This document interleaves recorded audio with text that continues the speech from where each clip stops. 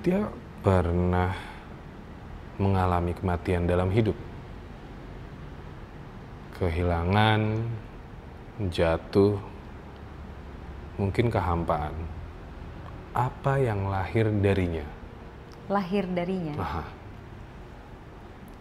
Rebirth ya.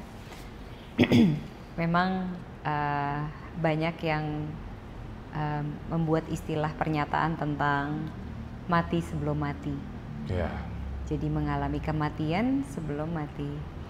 Sebetulnya di mata saya kematian sebelum mati itu maknanya adalah melepaskan kemelekatan di dalam kehidupan, which adalah salah satunya melepaskan semua dogma-dogma, doktrin-doktrin dari yang pernah diajarkan kepada kita. Ya apapun itu, dari dogma mungkin agama, kepercayaan, atau semua yang berhubungan, atau even science, atau even pelajaran dari sekolah, itu kan semua merupakan dogma yang kamu pikir itu adalah dirimu, atau itu adalah sebuah pemikiran kamu yang langsung dari semesta untuk kamu. Yang di dalam pemahaman saya adalah untuk mendapati kematian itu kita melepaskan dogma itu semua, supaya kita bisa reborn dan bisa menjalani hakikat blueprint yang memang sudah disediakan semesta untuk kita. Jadi memang kita harus lepaskan semua dogma. Kita istilahnya kalau di Islam itu namanya la ilaha illallah gitu. Jadi menyatakan bahwa ada tiada Tuhan gitu. Lalu setelah kamu melepaskan Tuhan itu la ilaha illallah, lalu kamu mendapati hak illallah, yaitu menemukan ketuhanan di dalam diri kita sendiri. Jadi buat aku mati sebelum mati itu sebetulnya adalah dogma yang kamu lepaskan untuk mendapati kesadaran diri yang langsung dari semesta gitu. Cuma memang to be honest aku mengalami secara fisik kematian juga gitu. Secara rasa kematian juga, secara pikiran kematian juga. Aditya merasakan itu? Iya, aku pernah ngalamin kematian juga, dalam arti pernah ketemu sama sang cahaya itu gitu. Terlepas dari badan aku sendiri ngalamin yang namanya yang tinggal kayak benang gitu, ketarik gitu, tinggal gitu, sebetulnya rasanya udah kayak gitu. Aku pun ngalamin itu. Sampai sehelai benang dan rasanya. Iya, rasanya kayak gitu. Aku pernah ngalamin juga gitu. Sidratul Muntaha kalau di Islam tuh bilangnya ya.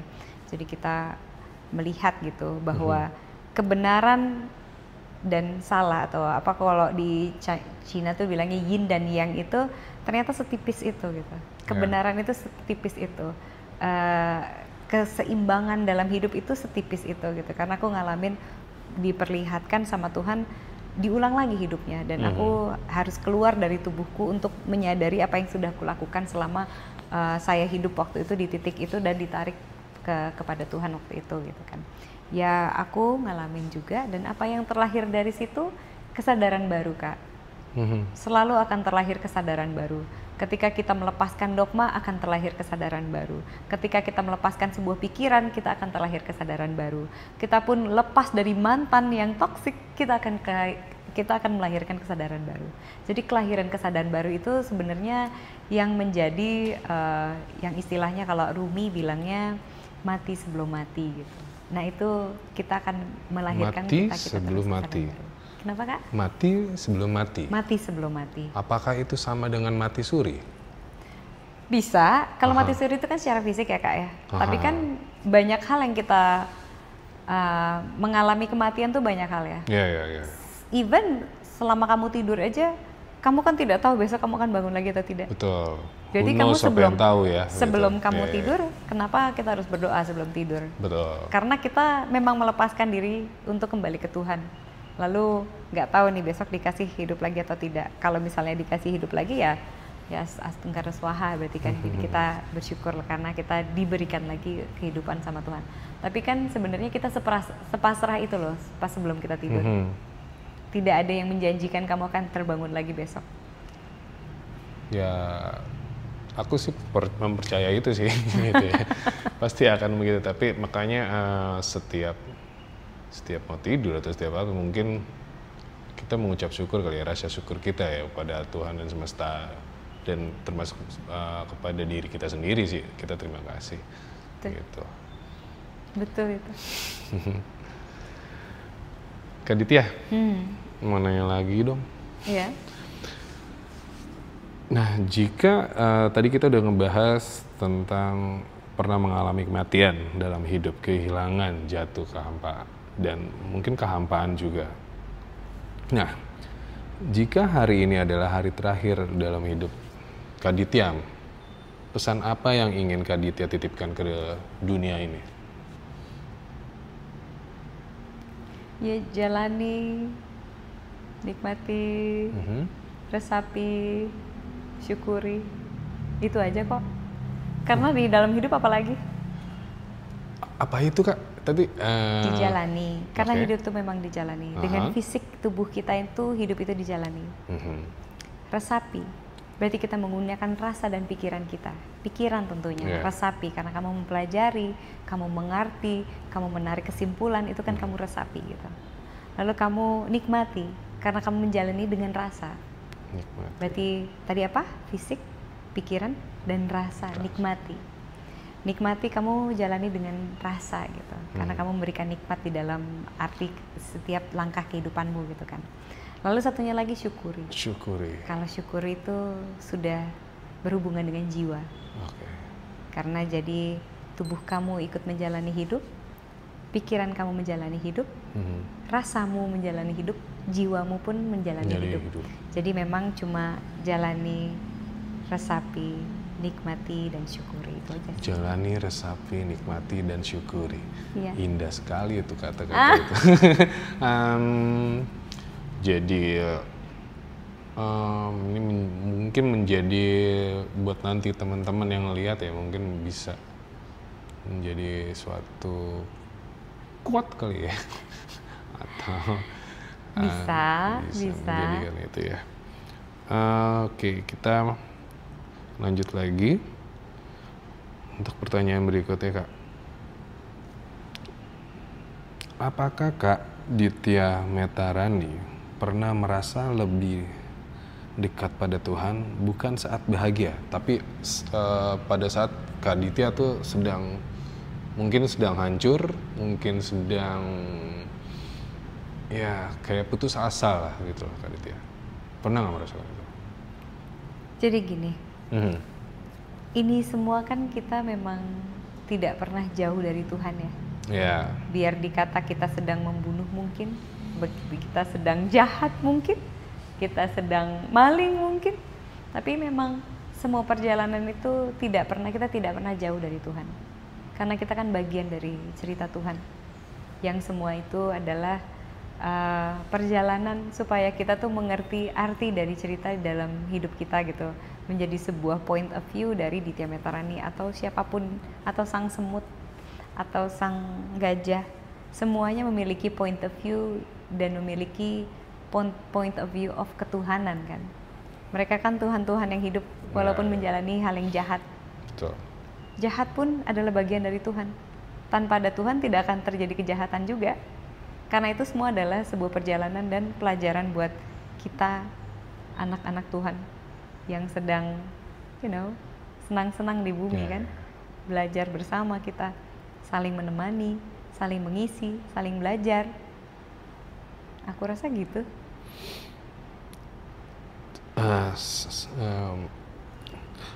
Panca mau nanya lagi nih, apa yang membuat juga percaya bahwa hidup ini bukan sekedar kebetulan gitu loh? Kan banyak orang yang mengira ya udah kita lahir di dunia memang ya sudah kita lahir aja gitu, ya kebetulan aja gitu loh. Boleh juga berpikir seperti itu boleh. Tapi mungkin menurut Kak Ditya sendiri gimana? Menurut aku ya tidak ada yang kebetulan di semesta ini. Kalau kita hidup dengan awareness, dengan kesadaran gitu.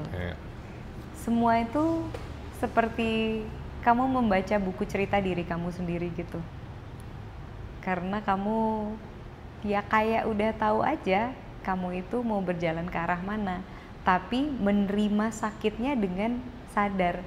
menerima sedihnya dengan sadar gitu. Oh iya aku sedih, iya aku sedih ya gitu. Oh terima kasih aku diberikan rasa sedih, karena rasa sedih pun itu kan hanya dipinjamkan sama Tuhan. Rasa marah itu kan cuma dipinjamkan. That's not yours. Even tubuh saya ini kan bukan punya saya. Betul. Saya ini cuma sebentar. Sepakat. Dipinjemin sama Tuhan sebentar.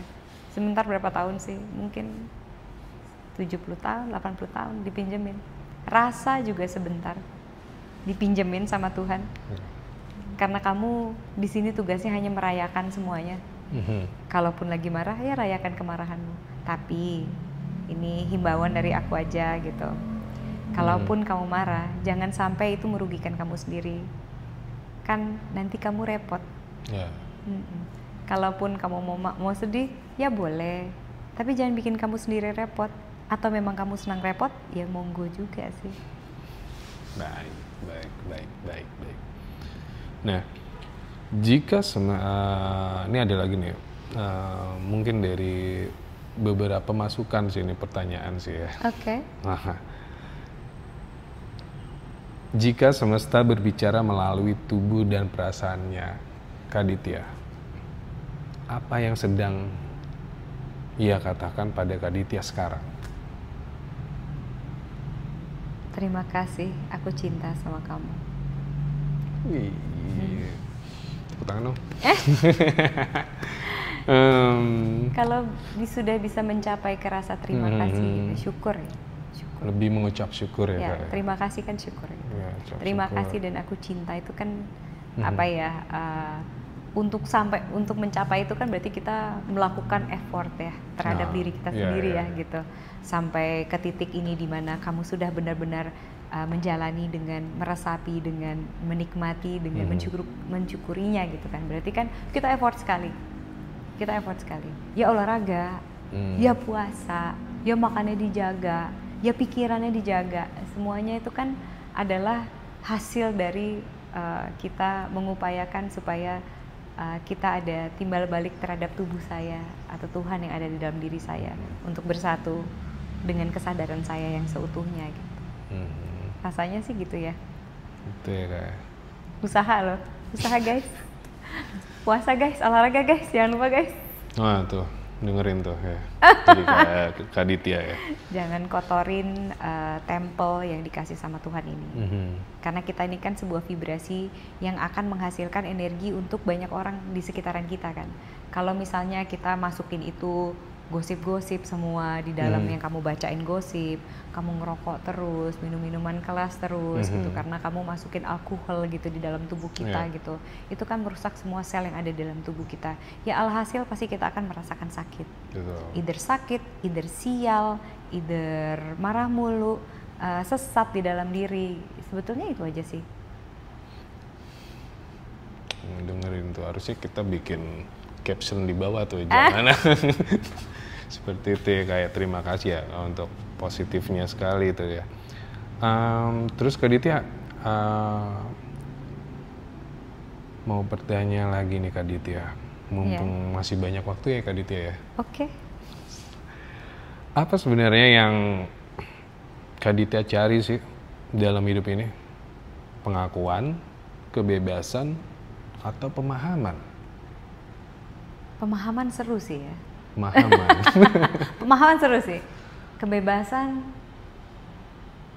apa kita bisa bebas ya? Karena kita ini hidup bersosialisasi ya. Jadi kita makhluk sosial itu tidak ada bebas yang hakiki, karena kita akan selalu bersama dengan penjara-penjara lain gitu. Maksudnya kayak tiap-tiap manusia penjara, karena gini, tiap-tiap manusia itu kan belum tentu bisa merasakan bebas terhadap dirinya gitu. Karena dogma-dogma yang mereka terima dari kecil gitu, kayak yang kalau makan itu harus dikunyah gitu, bukan kalau dunia makan itu harus duduknya kakinya di sila gitu, atau gimana? Aturan berarti dogma gitu. Okay. Yang belum tentu juga itu sebuah kebenaran yang hakiki gitu. Karena mungkin dari sosial, dari culture itu kan menjadi sebuah penjara di dalam diri kan. Ya apapun itulah, kita bisa bilang agama lah, culture lah, apapun itu kan semua dogma itu kan menjadi penjara buat diri kan. yang which kita nggak tahu sebetulnya secara hakiki kita itu memiliki blueprint apa dari Tuhan gitu kan, yang akhirnya hanya mengikuti kata orang saja. Nah itu kan penjara. Nah kita ini kan hidup bersosialisasi. Kebebasan macam apa yang kita tuntut dari sosial? Karena sosial itu pasti akan berkaitan ya. Iya, sangat berkaitan satu dengan yang lainnya, betul. Ya kan? Lalu apalagi tadi? Pengakuan. Nah kalau itu aku bingung juga. Pengakuan tuh harus diakui oleh siapa? Mungkin lebih ke pengakuan dari orang mungkin. Bisa, oke. Pengakuan. Perjalanan orang itu aku ngelihatnya mungkin mereka awalnya butuh pengakuan dari luar dulu kan, lalu mereka butuh pengakuan dari dalam diri. Setelah kita mengakui diri, berarti kita menerima diri kita sendiri. Nah, akankah lebih baik jika kamu melepaskan step-step itu, buang aja step pengakuan itu, kamu menerima diri kamu aja. Jadi kamu tidak lagi butuh validasi dari siapapun, karena kamu hanya butuh menerima diri kamu. Itu dari kita sendiri sudut, ya, itu dari sudut pandang aku ya. Satunya lagi apa? Satu lagi adalah pemahaman seru sih. Mungkin serunya gimana tuh Kak? Saya tidak mengejar pemahaman gitu, tapi dimengerti saya berarti? Itu, pemahaman itu dimengerti apa memahami? Saya pikir pemahaman tuh adalah gini ya, informasi atau knowledge atau pengetahuan, pengetahuan kepemahaman saya dengan semesta gitu. Itu mungkin seru kali ya. Itu ya. Oh itu kali ya. Kalau itu mungkin aku tidak mengejar, tapi mungkin itu adalah sesuatu yang akan saya sangat nikmati mungkin kalau ketika saya pursue it gitu, belajar gitu. Itu mungkin saya lebih suka kayaknya di situ.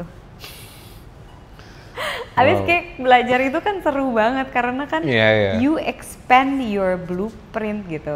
Karena kamu menggunakan your golden key untuk menjadikan aku sebagai semesta itu yang selalu berkembang kan. Iya, betul. Dengan tambahan knowledge, understanding to people, aku bicara dengan banyak orang, even bicara sama diri sendiri, itu kan berarti kita punya energi, kita punya blueprint, itu kan bener ngikutin gitu.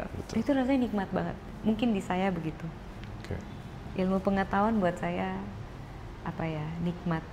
Lebih manis ya ilmu pengetahuannya. Seru gitu ya. Seru ya. Coba kalau belajar tuh seru kan. Sesuatu yang baru. Dan ini study di science study gitu ya. Kalau kita belajar hal baru, kita itu menciptakan jalur baru di neuron system. Jadi di otak kita diciptakan hal baru, menciptakan hal baru gitu. Kita menciptakan jalur-jalur baru. Jadi kita itu tidak akan tidak akan menua. Gitu. Kayak jadi kalau regenerasi.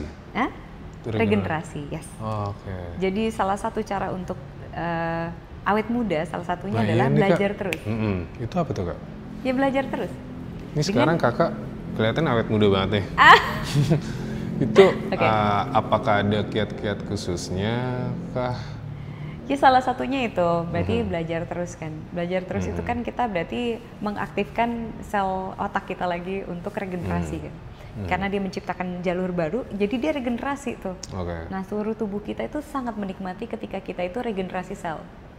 Nah salah satunya itu, dan salah duanya ya aku berusaha menggunakan hal-hal yang alami. Ya jadi kalau misalnya pakai skincare-nya ya aku semuanya pakai alami.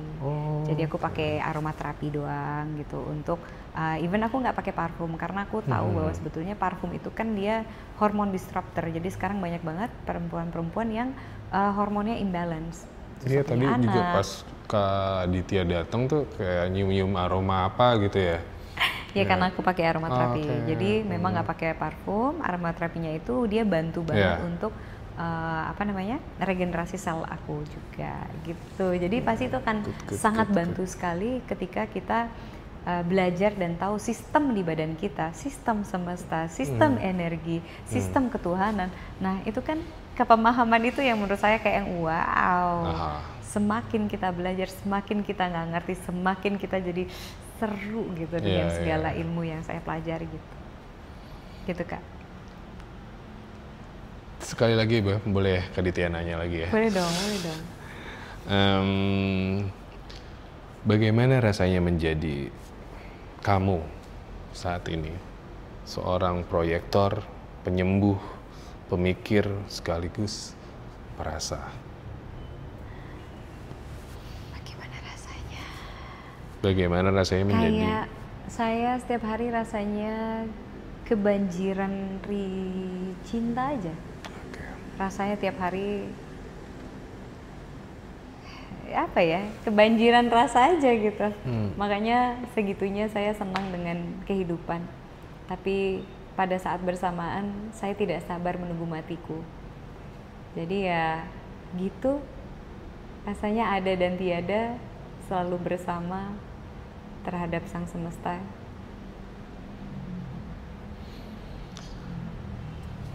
Ini paling terakhir nih Kak. Oke. Paling terakhir banget. Jika kamu bisa membisikkan satu kalimat ke jiwa setiap orang yang ada di semesta ini, yang ada di dunia ini, orang yang mendengarkan, apa kalimat yang Kak Ditya ingin sampaikan? Buat semua orang yang ada di Buat semesta. semua orang.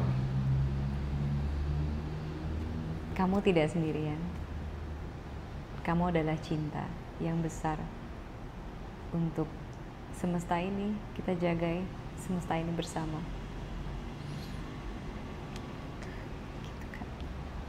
Makasih ya Kak Ditya ya untuk waktunya ya.